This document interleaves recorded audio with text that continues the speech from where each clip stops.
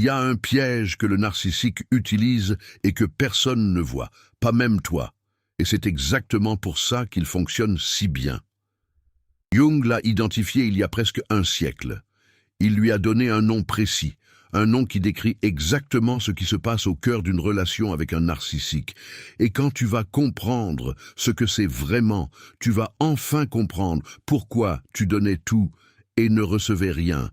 Pas parce que tu étais trop naïve, pas parce que tu n'étais pas assez bien, mais parce qu'un piège psychologique avait été tendu dès le premier instant, soigneusement, méthodiquement, avec une précision que tu n'aurais jamais pu anticiper. Un mécanisme si sophistiqué que même les thérapeutes mettent des années à l'identifier. Reste avec moi jusqu'à la fin de cette vidéo. Ce que tu vas découvrir aujourd'hui va changer la façon dont tu te regardes dans un miroir. J'ai vécu exactement la même chose pendant des années. Je donnais encore, et je me demandais pourquoi il était toujours insatisfait. Pourquoi rien n'était jamais assez. Pourquoi moi, qui avais tout donné, je me retrouvais vide, épuisé, invisible. Aujourd'hui, après 15 ans de pratique clinique avec des survivantes de violences narcissiques, je comprends enfin ce que Jung avait vu. Et je vais tout te dire, sans filtre, sans ménagement, parce que tu mérites la vérité entière. Alors, voilà de quoi il s'agit. Il y a dans chaque relation narcissique un mécanisme central, une dynamique précise qui explique pourquoi l'empathe donne tout sans jamais recevoir en retour. Ce n'est pas un défaut de caractère, ce n'est pas de la faiblesse, ce n'est pas de la stupidité, c'est une réponse psychologique à un piège très bien construit. Un piège qui s'appuie sur tes plus grandes qualités pour les retourner contre toi. Et ce piège a un nom que Jung lui a donné. Peut-être que tu te reconnais dans l'une de ces situations. Tu avais l'impression que si tu donnais davantage, les choses allaient s'améliorer. Tu te disais qu'il changerait si tu étais plus patiente, plus compréhensive, plus disponible. Tu t'oubliais toi-même pour t'assurer qu'il allait bien. Tu t'excusais pour des choses qui n'étaient pas ta faute. Tu marchais sur des œufs en permanence, terrifié à l'idée de déclencher une crise. Et malgré tout ça, malgré tout ce que tu donnais, tu n'avais jamais l'impression que c'était suffisant. Il y avait toujours quelque chose qui manquait, toujours une insatisfaction dans son regard, toujours une distance que tu n'arrivais pas à combler. Un vide que tu essayais de remplir sans jamais y parvenir. Ce n'est pas toi qui étais insuffisante, c'est lui qui était illimitable. Et ça, Jung l'avait vu. Il l'avait non seulement vu, mais il l'avait nommé, documenté, expliqué avec une rigueur clinique qui reste, encore aujourd'hui, l'une des analyses les plus précises de la dynamique narcissique. Et avant de te révéler ce nom, je dois te parler d'une chose que très peu de psychologues osent aborder ouvertement. Parce que ça va te faire réaliser quelque chose de fondamental sur toi-même et sur la raison pour laquelle tu as été choisi. Écoute-moi bien, car ce que je vais te révéler, personne n'ose le dire clairement. Le narcissique n'a pas choisi n'importe qui. Il t'a choisi, toi, très précisément. Pour une raison que Jung a identifiée il y a presque un siècle dans ses travaux sur l'inconscient collectif et sur la dynamique des archétypes. Une raison qui n'a rien à voir avec une faiblesse de ta part, mais qui est au contraire directement liée à tes qualités les plus profondes. Voilà ce dont il s'agit. Jung a développé une théorie centrale sur la structure de la psyché humaine. Il a identifié ce qu'il appelait la persona, le masque social que chaque individu porte pour s'adapter au monde extérieur. Ce masque n'est pas forcément une tromperie consciente. Pour la plupart des gens, c'est simplement la façade qu'ils présentent aux autres, une version légèrement idéalisée d'eux-mêmes, polie, adaptée aux attentes sociales. Mais chez le narcissique, la persona est quelque chose de radicalement différent. Ce n'est pas un léger vernis social, c'est une construction totale, élaborée avec une précision chirurgicale, conçue pour déclencher exactement les émotions qu'il a besoin de provoquer chez sa cible. Et pour toi, l'empathe, cette persona était absolument parfaite, parce qu'elle activait quelque chose de profond, d'ancien, de viscéral en toi. Jung a décrit comment la persona du narcissique fonctionne comme un miroir magique. Elle te renvoyait l'image exacte de ce que tu cherchais depuis longtemps. L'homme parfait, la femme idéale, la personne qui te comprenait enfin, qui te voyait vraiment, qui t'aimait pour ce que tu étais vraiment. Et ton empathie naturelle, cette capacité extraordinaire que tu as à ressentir les émotions des autres, à voir au-delà des apparences, à connecter avec les profondeurs de l'âme humaine, cette empathie a été captée, détournée, utilisée comme carburant pour alimenter un système qui te vidait à petit feu. Parce que le piège que Jung a nommé, c'est celui-ci. Le narcissique ne cherche pas à aimer. Il cherche à être alimenté. Jung décrivait cette dynamique à travers le concept de la source psychique. L'empathe est une source inépuisable d'énergie émotionnelle, de validation, d'attention, de soins et d'amour. Et le narcissique, dès le premier instant, l'a reconnu en toi. Il t'a vu comme ce qu'il cherchait, et il a fait tout ce qu'il fallait pour s'assurer que tu resterais à sa disposition. Mais voici la partie que personne ne te dit. Et retiens bien ce que je vais dire maintenant, car le deuxième mécanisme que je vais te révéler va changer complètement la façon dont tu comprends ton histoire. Ce n'est pas uniquement l'empathie qui t'a piégé, c'est quelque chose de plus profond, quelque chose que Jung appelait la blessure du sauveur. Laisse-moi t'expliquer ce que c'est. La grande majorité des empathes qui se retrouvent dans des relations narcissiques partagent une histoire commune, une enfance où l'amour était conditionnel, peut-être un parent qui n'était pas disponible émotionnellement, un père absent, une mère qui souffrait, un environnement familial imprévisible, peut-être une enfance où tu devais te montrer sage, parfaite, invisible, pour ne pas déclencher la colère ou la tristesse des adultes autour de toi. Peut-être un environnement où tes propres besoins passaient toujours en second. Et dans cet environnement, tu as appris une chose fondamentale sur l'amour.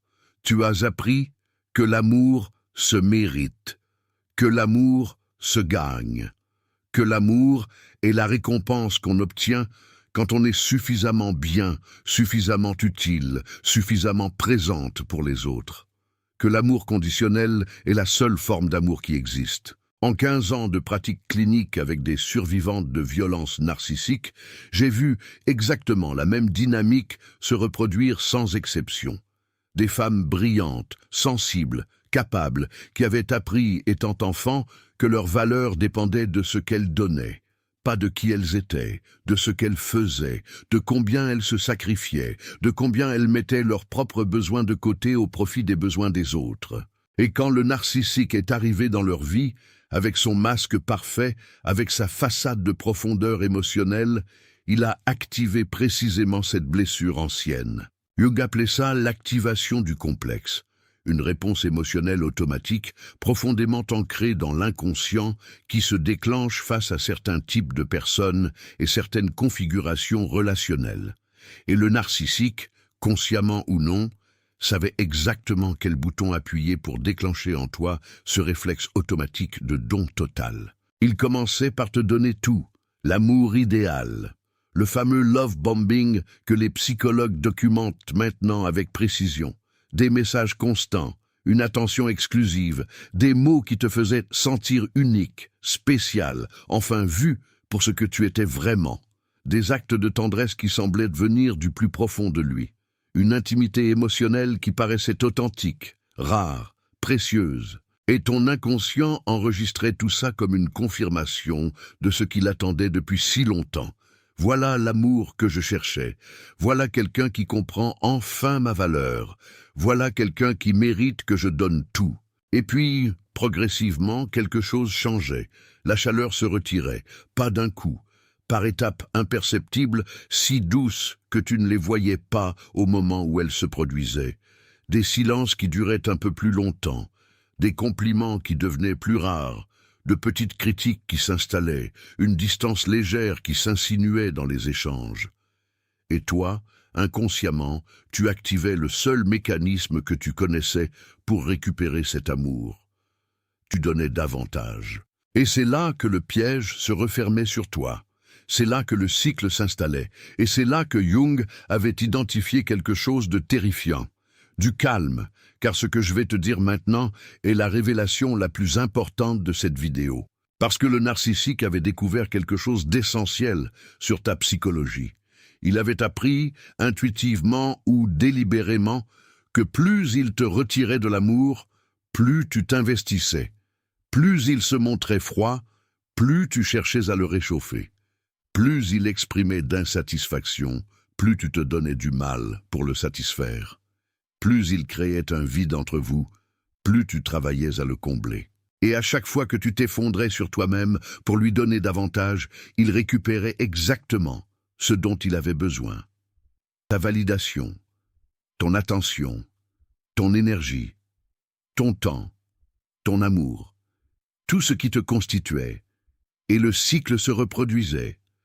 Retrait partiel de l'amour, réponse de l'empathe par un don plus grand encore, récupération du supply narcissique, puis nouveau retrait, légèrement plus profond que le précédent, et nouvelle réponse, encore plus intense, encore plus épuisante. C'est la dynamique que Jung avait identifiée dans ses études sur les relations déséquilibrées de pouvoir.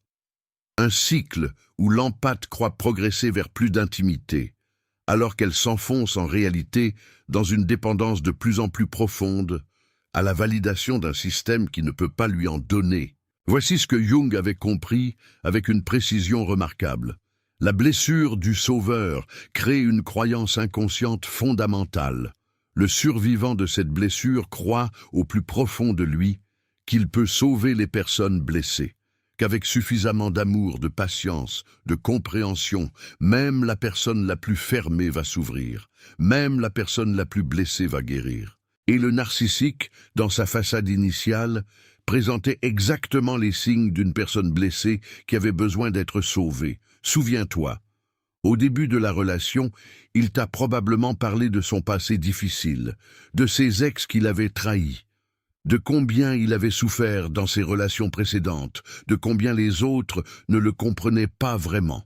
Et toi, avec ta capacité naturelle à la compassion, avec ta blessure du sauveur activée, tu pensais enfin quelqu'un qui a besoin de moi, quelqu'un que je vais pouvoir guérir, quelqu'un à qui je vais pouvoir donner ce que personne ne lui a jamais vraiment donné. Et si je le sauve, il m'aimera comme personne ne m'a jamais aimé. C'était le piège, élégant dans sa construction, cruel dans son mécanisme, dévastateur dans ses effets.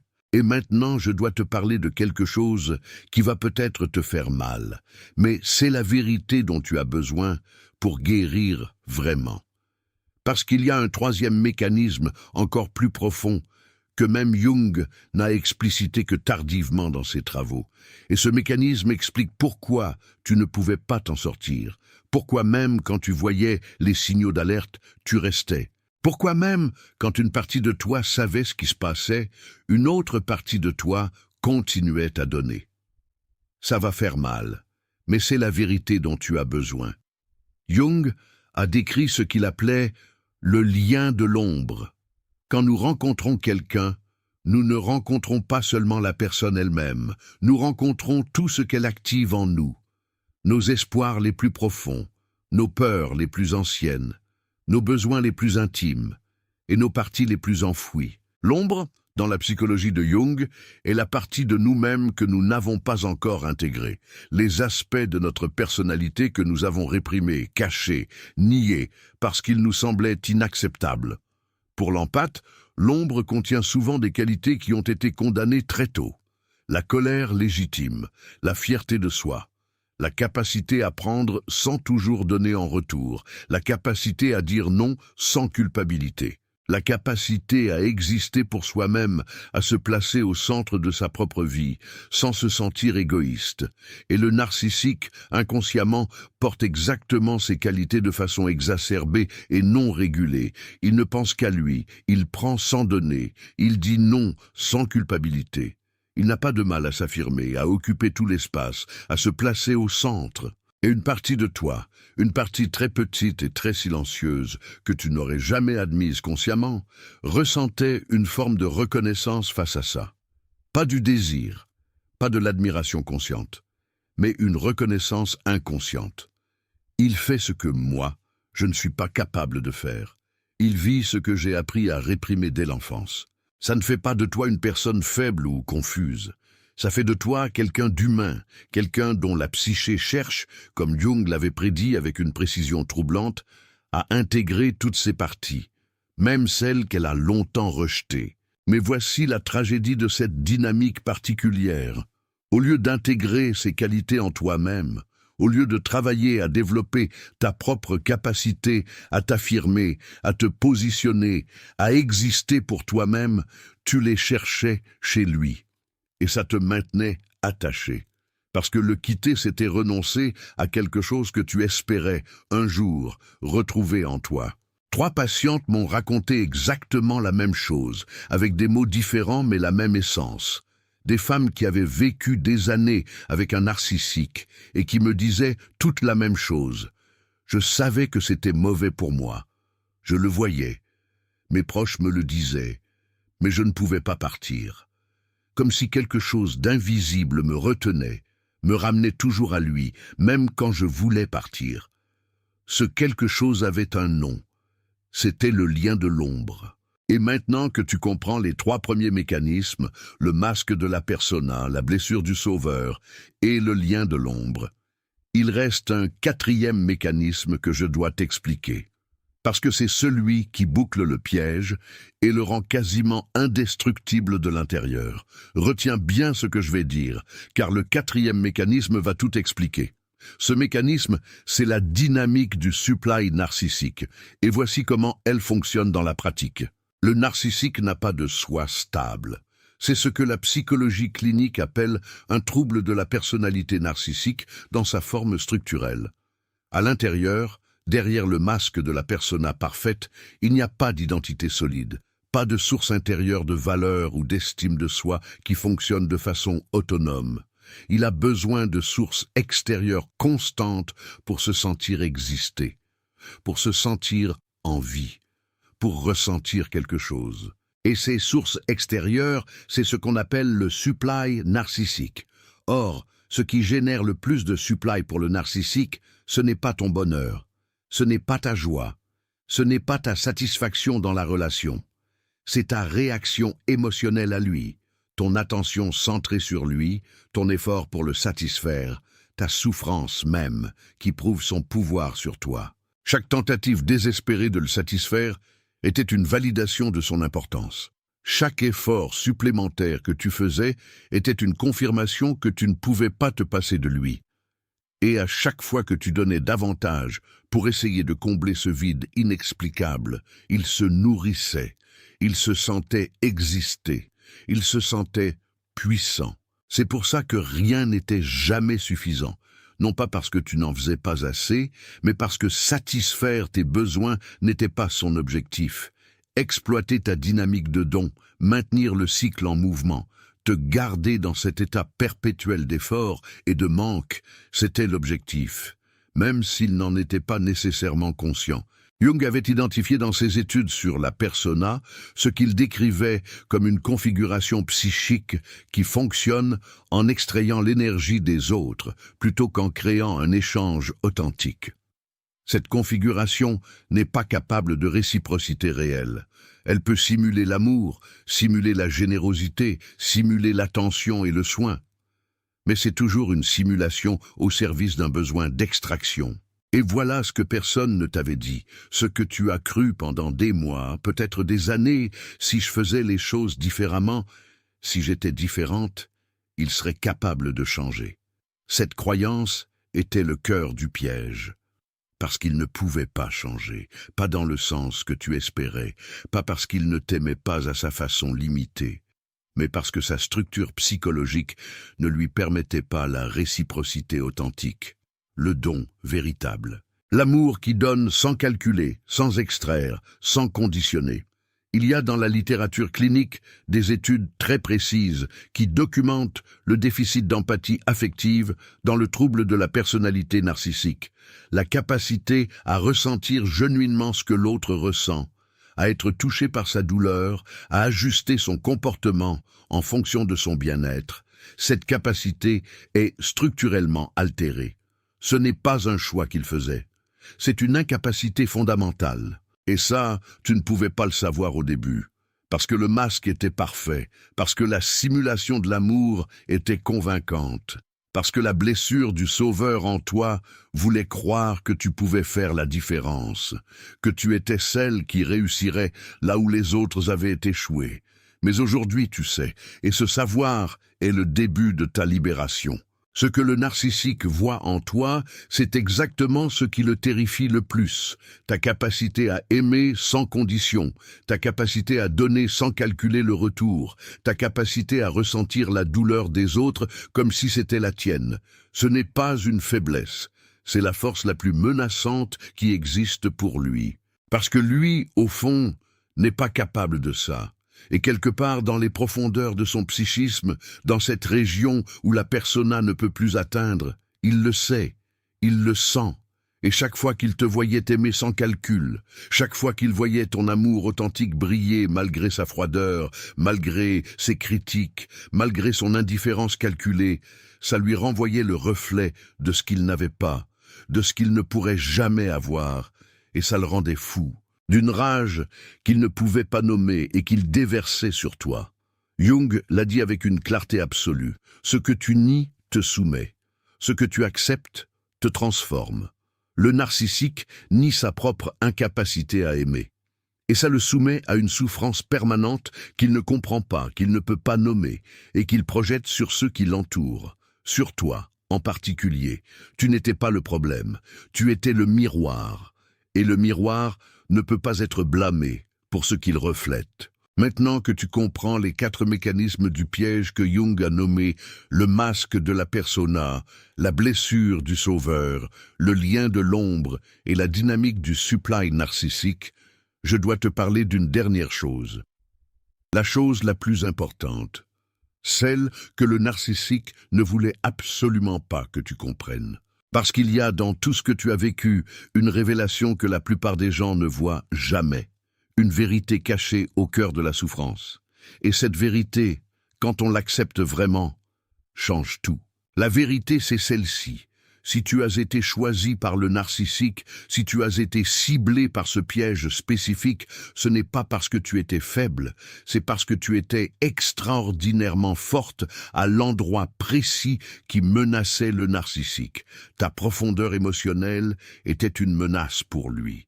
Ton authenticité était une menace pour lui. Ta capacité à aimer sans condition était une menace pour lui. Il ne t'a pas choisi parce qu'il voulait te détruire. Il t'a choisi parce qu'il voulait se nourrir de ce qu'il ne pourrait jamais être.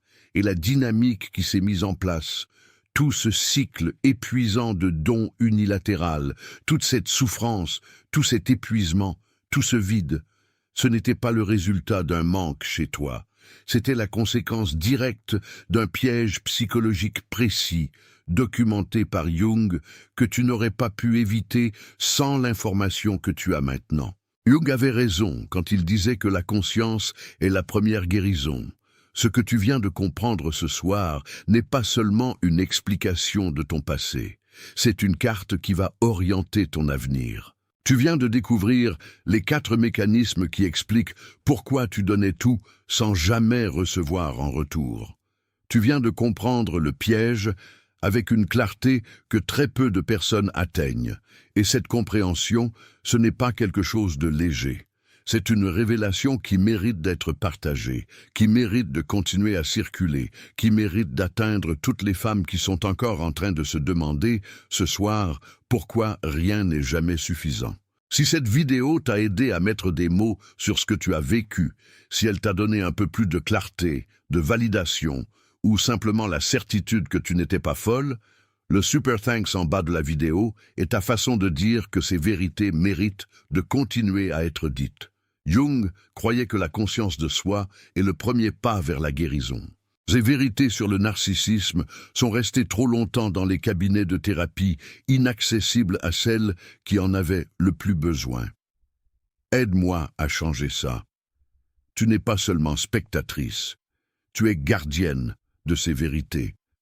Et en soutenant cette chaîne, tu aides une autre femme quelque part ce soir à comprendre qu'elle non plus n'était pas le problème.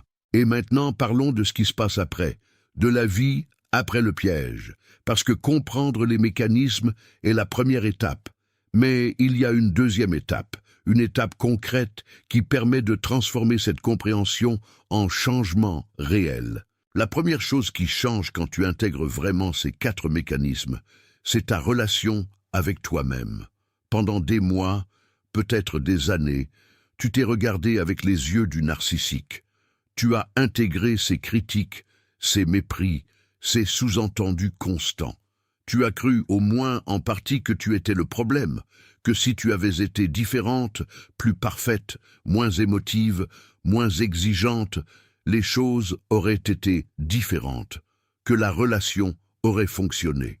Non, et c'est maintenant que tu peux commencer à défaire ce mensonge qui s'est installé dans ta façon de te voir. Jung avait un concept précis pour ce travail. Il appelait ça le travail de l'ombre personnelle. Non pas l'ombre du narcissique, mais la tienne.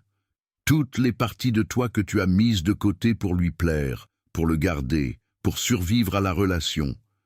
La femme qui savait dire non et ne pas s'excuser pour ça. La femme qui savait être en colère sans se sentir coupable de cette colère. La femme qui savait prendre soin d'elle avant de prendre soin des autres. La femme qui n'avait pas besoin de mériter sa place dans une relation, parce qu'elle savait que sa présence seule était un cadeau. Ces parties de toi ne sont pas perdues. Elles ne sont pas mortes sous le poids de la relation narcissique. Elles sont en attente, en hibernation. Et le processus de guérison, c'est exactement ça. Les retrouver une par une, les accueillir, les réintégrer dans qui tu es.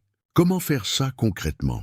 Voici ce que j'ai développé au fil des années avec mes patientes, les femmes qui ont non seulement survécu à une relation narcissique, mais qui en sont sorties plus entières, plus conscientes et plus libres qu'elles ne l'avaient jamais été. La première étape, c'est de nommer ce que tu as vécu sans adoucir la réalité. Pas une relation difficile, pas une relation où on n'était pas fait l'un pour l'autre, mais ceci. J'ai vécu une relation narcissique. J'ai été piégé par des mécanismes psychologiques précis qui m'ont conduite à donner tout ce que j'avais sans jamais recevoir en retour. J'ai cru pendant trop longtemps que c'était ma faute. Ce n'était pas ma faute. Nommer, c'est reprendre du pouvoir sur la réalité. C'est refuser que le récit de ta propre vie soit écrit par quelqu'un d'autre. La deuxième étape, c'est d'identifier la blessure du sauveur dans ton histoire personnelle. Pas pour blâmer tes parents ou ton enfance avec amertume. Pas pour te victimiser davantage, mais pour comprendre avec compassion l'origine de ton conditionnement. À quel moment exact as-tu appris que l'amour se méritait ? À quel moment as-tu intégré que ta valeur dépendait de ce que tu donnais, de ce que tu faisais, de combien tu te sacrifiais pour les autres ? Cette identification, faite avec douceur et sans jugement, est le début de la reprogrammation. Elle te permet de te dire « ce n'était pas la vérité, c'était une croyance apprise ». Et les croyances apprises peuvent être désapprises. La troisième étape, et c'est la plus puissante dans la pratique quotidienne, c'est de commencer à pratiquer ce que Jung appelait la réciprocité consciente. À partir d'aujourd'hui, avant de donner dans une relation quelle qu'elle soit, pose-toi cette question simple mais révolutionnaire. Est-ce que je donne parce que je veux donner librement depuis un endroit de plénitude, ou est-ce que je donne parce que j'ai peur de ce qui va se passer si je ne donne pas?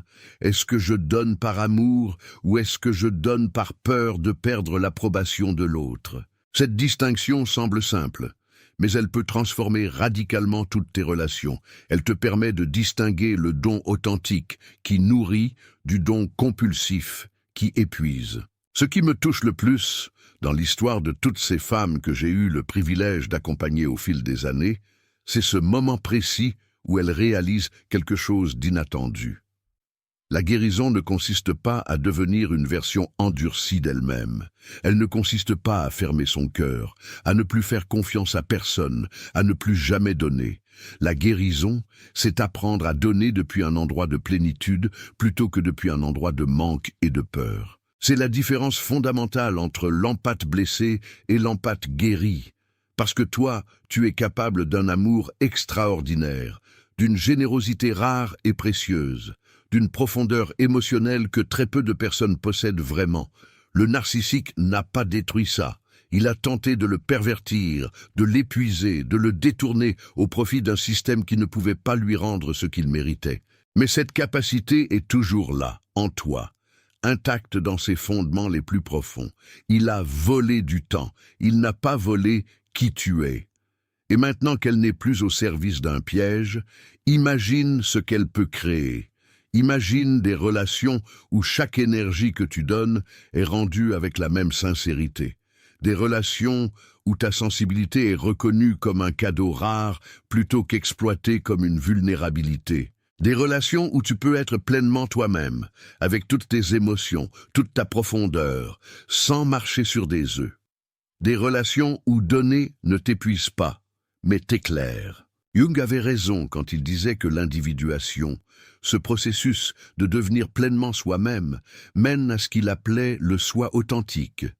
Non pas le soi blessé qui donne pour mériter l'amour, non pas le soi conditionné qui se fait tout petit pour ne pas déranger, mais le soi entier, debout dans sa propre lumière, qui donne parce qu'il déborde d'amour et non parce qu'il manque d'amour, qui donne librement parce qu'il sait au fond de lui que sa valeur ne dépend de personne. Cette version de toi existe déjà. Elle attend simplement que tu reprennes la direction de ta propre vie. Elle attend que tu t'autorises à la retrouver. Le chemin est devant toi. Et tu as déjà commencé à le marcher, en regardant cette vidéo jusqu'ici, en acceptant de regarder en face ce qui s'est passé, sans détourner les yeux, en te donnant la permission de comprendre sans te blâmer. Fais ceci aujourd'hui. Ce soir, prends 10 minutes pour toi. Assieds-toi dans un endroit calme, là où personne ne peut t'interrompre, et écris sur une feuille de papier une seule phrase, une phrase simple mais immense. Ce que je donnais dans cette relation était réel. Ce que je recevais ne l'était pas, et je mérite mieux. Lis cette phrase à voix haute. Pas pour lui prouver quoi que ce soit, pas pour les autres, mais pour toi. Pour cette partie de toi qui a besoin d'entendre cette vérité dite à voix haute, avec ta propre voix, dans ta propre vie. Répète-la jusqu'à ce qu'elle résonne quelque part dans ta poitrine, jusqu'à ce qu'une petite voix intérieure commence à répondre « Oui, c'est vrai, et je le sais maintenant ». Parce que Jung avait raison, la conscience est la première guérison, et tu es en train de te réveiller. À présent, j'ai une question pour toi. Un narcissique qui perd son principal supply, celle qui lui donnait tout, change-t-il vraiment? Ou cherche-t-il simplement une nouvelle source aussi rapidement que possible? Dis-moi dans les commentaires ce que tu as observé dans ta propre expérience. Combien d'années t'a-t-il fallu pour comprendre que tu n'étais pas le problème? Raconte-moi avec des détails, parce que ton témoignage peut être exactement ce dont quelqu'un d'autre a besoin de lire ce soir pour commencer à se libérer.